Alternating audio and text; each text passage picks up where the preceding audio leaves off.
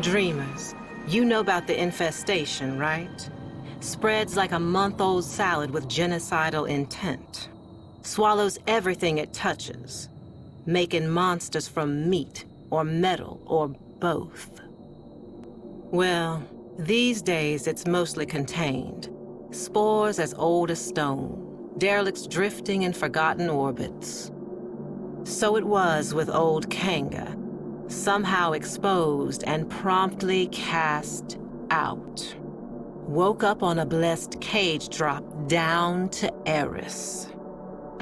But should some sad soul catch the gray vein, well, every culture has its plague dogma. But maybe there's something more to this infestation, something we all missed. Turns out, Kanga didn't find void in that hell nest, no. He found a survivor.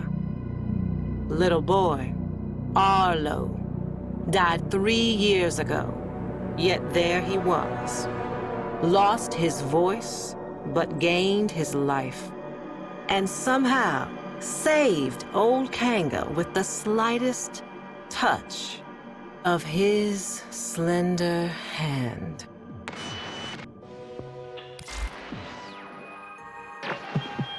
My mother was a cynical woman, smart as she was cruel. Nora, she said, no disease spreads faster or further than the ones in our head. She was talking about ideas. Mine was that old Kanga and his Wonder Boy would have been splayed out in some bio-trader's lab by now, or blood studies for the Grenier Command. Dreamers, I was wrong. Kanga's gray vein was just the beginning. White lung, parasitic liver, clone rot, even bone spurs. Turns out this kid, Arlo, is a healer.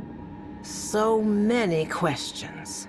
An idea like that is like a flare dropped in vol gas.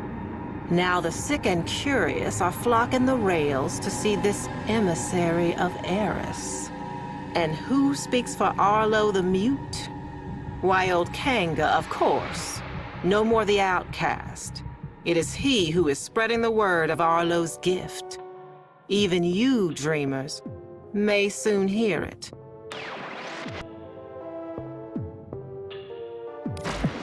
Whether you're bad news first or bad news last, tonight I got you covered, 'cause bad news is all we got. This emissary's word is spreading fast, a hot fever. Some are going to extremes to prove their devotion, trying the spores for themselves, and they're finding it too. Some lunatic spikers jacked the solar nav and flagged the derelict zones for all to see.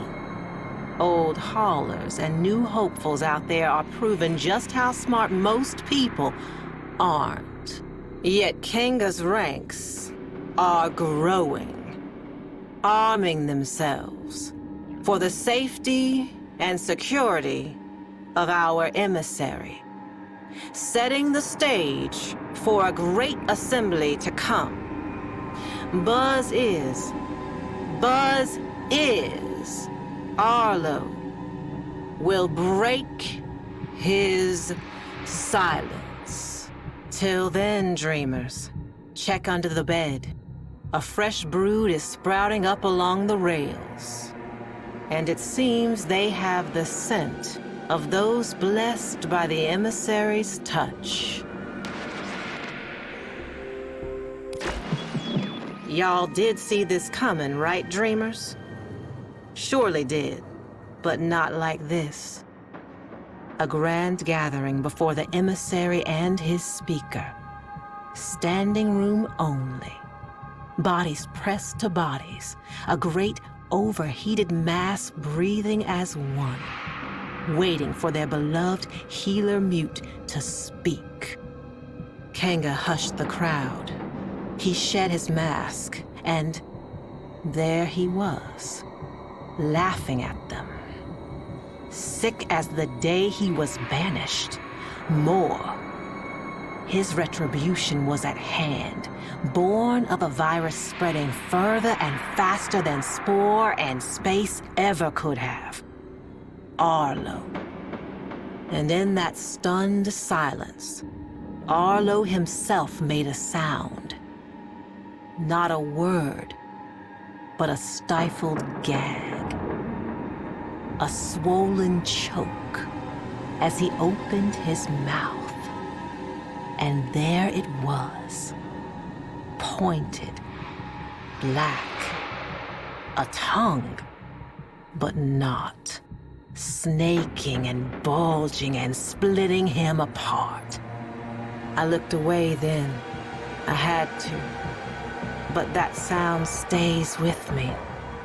Not the sound of human terror, bad as it was, but what came after. The grinding wet, the rattling flutter, the congregation converted in the truest sense.